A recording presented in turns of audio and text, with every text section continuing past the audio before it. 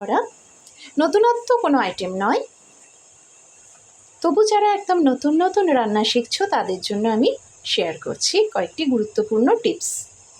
তো সারা রাত আমি বলতে পারো 10 থেকে 11 ঘন্টা বিউলির ডাল ভিজিয়ে রেখেছিলাম, আর একটু মৌরি তার সাথে ভিজিয়ে রেখেছিলাম। এবার অল্প সামান্য নুন দিয়ে পরের দিন আজকে সকালে এটাকে আগে মিক্সিতে বেটেছি, চাইলে শিলেও বাটতে পারো, এখন তো আর কেউ শিলে খুব একটা কিছু বাটি না আমরা। তারপরে এবার 1 ভাগা করে নিয়েছি, আর এই যে হ্যান্ড ব্লেন্ডার দিয়ে ভালো করে ফেটিয়ে নিয়েছি। সামান্য একটু খাবার সোডা দিয়েছি, চাইলে দিতে পারো, চাইলে নাও দিতে পারো। এবার এইখানে আমি আগে একটু গরম জল ফোটাতে দিয়েছিলাম, তারপরে তাল পাটালি, বেশ একটা বড় পাটালি দিয়েছি। আর একদম যে ঝোলা গুড় হয়, আমি নাগরি বলছি না কিন্তু, একদম যে ঝোলা একদম পাতলা যে গুড়টা হয় সেই গুড়টা খানিকটা দিয়েছি, আর একটু চিনি দিয়েছি। এই দিয়ে রসটা এরকম তৈরি করে নিয়েছি।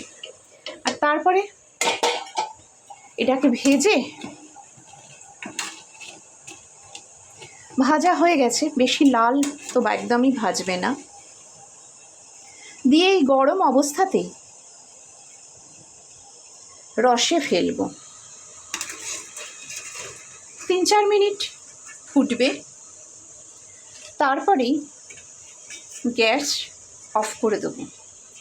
তারপর আধ ঘন্টা মতন ভিজবে। এবার তোমাদের দেখাচ্ছি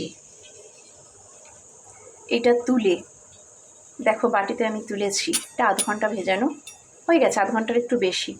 এবার চামচে দিয়ে কাটছি যখন, দেখো কত নরম, এক চান্সে কেটে গেল। এবার মুখে দেবে, তুলোর মতো নরম রসবড়া রেডি। আজকের মতন টাটা।